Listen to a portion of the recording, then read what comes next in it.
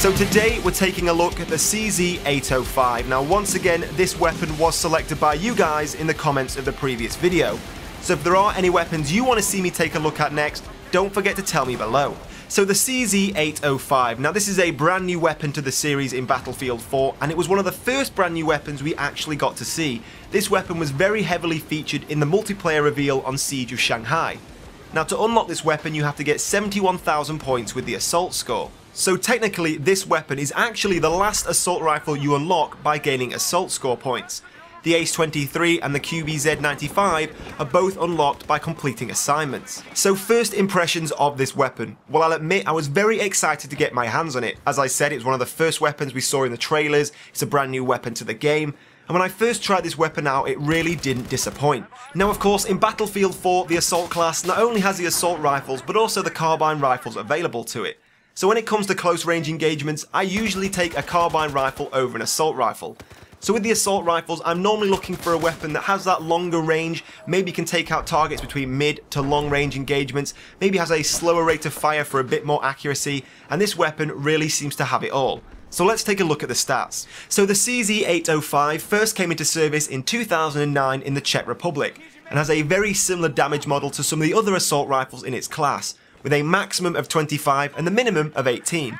And again, a very similar drop-off chart. It begins to drop off at 8 meters and stops at 55. Now this weapon has a very slow rate of fire in comparison to some other assault rifles with only 700 rounds per minute, and a very slow velocity of only 580 meters a second. Now as I said, this slow rate of fire for some people may be an advantage, for others it may not. Now as you come to expect from most assault rifles in Battlefield 4, this weapon has a 30 round magazine with 1 in the chamber, totaling 31 rounds available. Now for a non-bullpup weapon, this has a surprisingly slow reload at 2.9 seconds, nearly a 3-second reload, very slow in comparison to some of its counterparts. So how does this weapon compare to some of the other assault rifles? Well, I've gone ahead and selected the AK-12 and the SCAR-H as weapons that I think are very similar to the CZ-805 and that you might want to use in the similar circumstances. Now when it comes to selecting an assault rifle for long range battles, there's a few different aspects you want to take into account. Of course, maximum distance, muzzle velocity and rate of fire. Now the three weapons, the CZ-805 actually racks in with the fastest rate of fire, racking up 700 rounds per minute in fully auto, compared to only 650 in full auto for the AK-12 and 620 for the SCAR-H.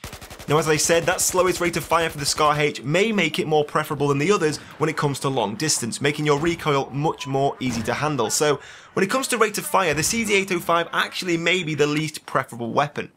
Now when it comes to muzzle velocity, the CZ-805 actually sits in the middle of the pack.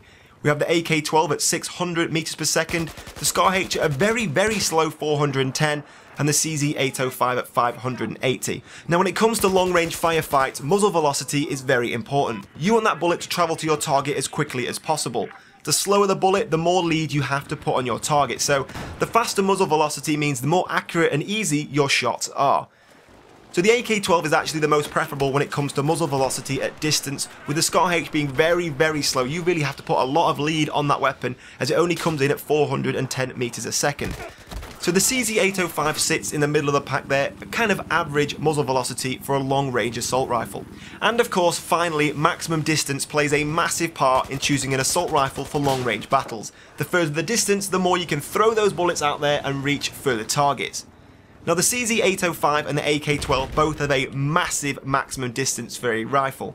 The AK-12 comes out tops at 900 meters, with the CZ-805 following up at 870, with the SCAR-H coming in at an abysmal 615 meters, just over half a kilometer, so that weapon actually has a very limited maximum distance, to say it is very accurate at range. So as you can see from these stats, the CZ-805 really sits in the middle of the pack, which I think makes it a great assault rifle. It's very useful at lots of different situations.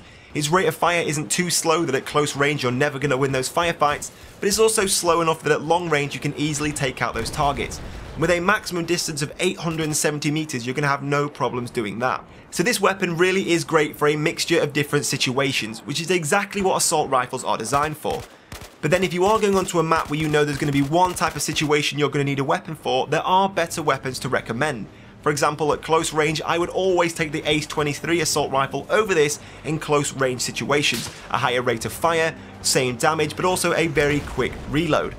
Now, of course, if I was going to a map and I knew it was going to be very long range engagements all the time, I might take something like the AUG, a weapon that has great accuracy at range, and the slow reload isn't going to be an issue if you're not in close range battles. So overall, I wasn't disappointed with this gun. It is a great all-round jack-of-all-trades type of weapon.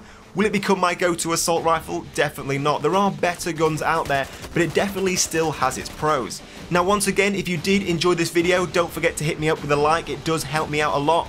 And in the comments below, I want to hear from you. Which weapons do you want to see me review and give my thoughts on next? But in the meantime, guys, I hope you did enjoy the video, and I will see you soon.